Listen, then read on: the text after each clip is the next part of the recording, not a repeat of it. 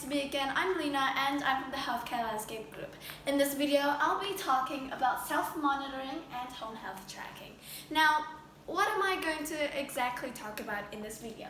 Well, in this video, I'll be talking about monitoring vital signs such as blood glucose and blood pressure, and I'll also be talking about recognizing warning signs and some ways to self-monitor and track our health. So, without further ado, let's get started on the first part, which is monitoring blood pressure, blood glucose, and weight.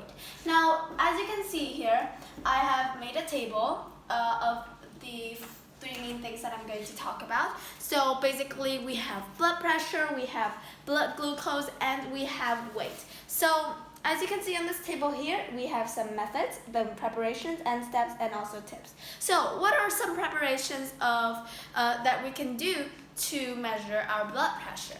Well, firstly, we need, the first method that we can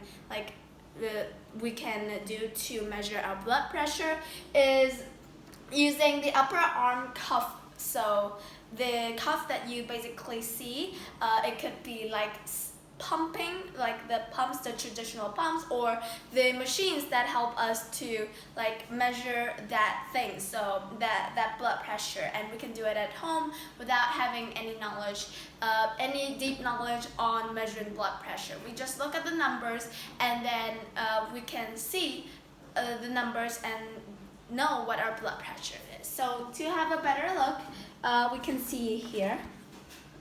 Firstly, the preparation. So firstly, empty your bladder completely before measuring your blood pressure. The same goes for the weight as well, because it will count towards your weight as well as your blood pressure. So you don't want anything to be interfering with that.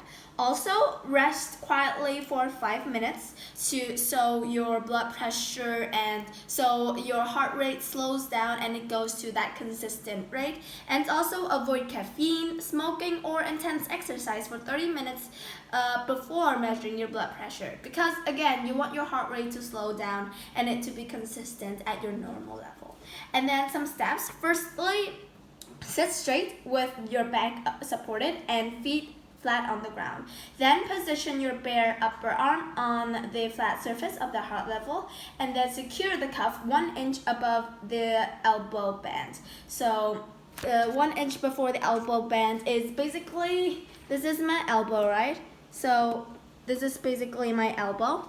And for example, if I want to measure my blood pressure, then I will need to have 1 inch before that. And so the upper cuff will be here. So next, we will have turn on the device, sit silently, and log the reading. So yeah, that is the steps to measure blood pressure. So basically, some tips to help with our blood pressure is take 2 readings 1 minute apart and average them. Do not talk, use your phone, or cross your legs during the test, because that will interfere with our heart rate. And so for the next 2, I will go over them really fast. So for the blood glucose is like the blood sugar. Glucose is like sugar. And so to measure that, we will need to have the finger prick glucometer, and also we have the continuous glucose monitor, which is CGM. That is the CGM sensor. So some preparations. Firstly, wash your hands thoroughly, because that needle is going to prick through your skin. So you don't want any bacteria going through that. So firstly, wash your hands thoroughly with soap and warm water. Then fully dry your hands. You don't want any moisture or any water drops still on your hands, and because the water dilutes the blood, and so the sensor can't really get and detect that amount of blood, the amount of glucose in the blood. And also ready the lancet and the test strip for the blood. And the steps: firstly, insert the test strip with the meter into the meter to turn it on. Prick the side of your fingertip. So prick the side of your fingertip. It's going to involve needles. So basically, you have to prepare your emotions before that, mentally before that, if you're scared of needles or sharp things. Then touch the edge of the strip to the blood drop until filled, and read and record digital value screen display. And some tips to help you with these steps is first prick the side of your finger instead of the pad to reduce pain. So prick the side of your finger so it won't have as many sensors, it won't have any any pain receptors as in the pad, like this part here. And rotate your fingers daily to avoid calluses or skin irritation. So basically the first day we can do this finger, then the second day we can do the middle finger, and just rotate it so that it doesn't focus on one specific finger. So that's for the blood glucose. And finally, the weight. Basically it's very simple. We can use the traditional weight or we can use the electronic weight. So we have the digital floor scale or the standard balancing mechanical scale. So any one of that is okay. Yeah, but for the digital scale, make sure that it has enough batteries and enough power. So yeah, the first thing that you need to do, like the preparations for it, is do it first thing in the morning, because that's when your body don't have any food in that yet. When you wake up, and so go brush your teeth and then empty your bladder and your bowels, or so go to the toilet before going on the scale, because the amount of blood and water in our body will increase our weight and that will not be consistent. And also remove all the heavy clothes and shoes. Remove your shoes. You can use like light clothes and don't have any coats on or sweaters, and just stand on the scale, sit still. Place the scale on a hot, flat surface. Don't have any carpets, so the hard floor. Go to a place where there is a hard floor and no carpeted floor, and then step evenly onto the scale in the middle with your bare feet, again no shoes, and stand completely still and upright. Don't dance around, don't move, just stand still and look at the scale. And read the weight once the flashing numbers stabilize. So there will be a time where the scale will rotate between some of the numbers, but then it will go to a specific number, and that number is your specific weight. So some tips: weigh yourself first thing in the morning at the exact same time every single day to keep it consistent, and then check your weekly averages to smooth out the daily water fluctuations. So that is basically some things to keep in mind when we are monitoring blood glucose, blood pressure, and also our weight. So that is all for the first part. The second part is recognizing warning signs. So some key warning signs when we are monitoring vital signs at home. So firstly, if you have shortness of breath, go to the doctor, seek medical attention, and ask your doctor the next time you have a checkup or a meeting with your medical provider. Also, if you have cognitive shifts, so cognitive shifts are like sudden confusion or dizziness or unusual memory lapse, then seek a doctor.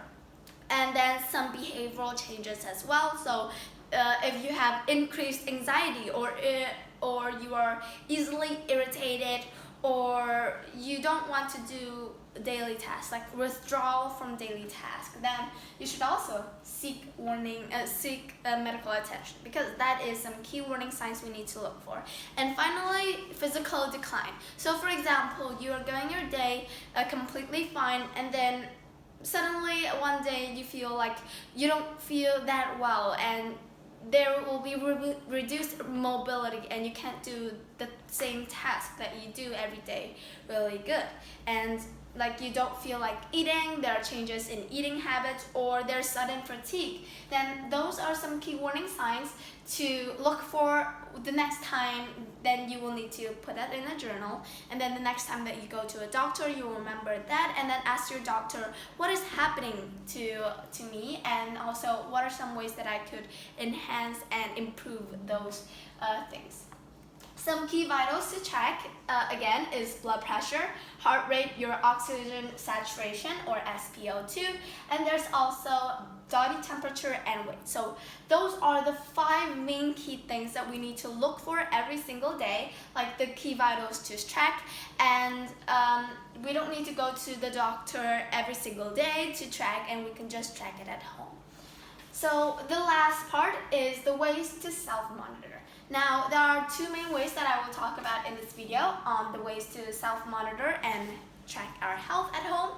Well, firstly is health journals. So basically all of these key vitals, we need to journal, we need to log them into a journal. And so for example, we can check our vital signs, the physical measurements like our height and our weight. There's also blood glucose, symptoms, and our mood and lifestyle changes. So note that all down in one single journal. So set out a journal. It could be 100 pages, or when we want to change them, we can change easily. So basically have a pen and a journal and just write down all the things that you have recorded by the device. And some tips is be consistent. Don't do times one day you want to do it and the other day you don't feel like doing it. So do it every single day or on specific days of the week. And also note some triggers, so that something that triggers you or something that's you aren't very sure that you have a disease or you have an illness and it's very uncommon for you.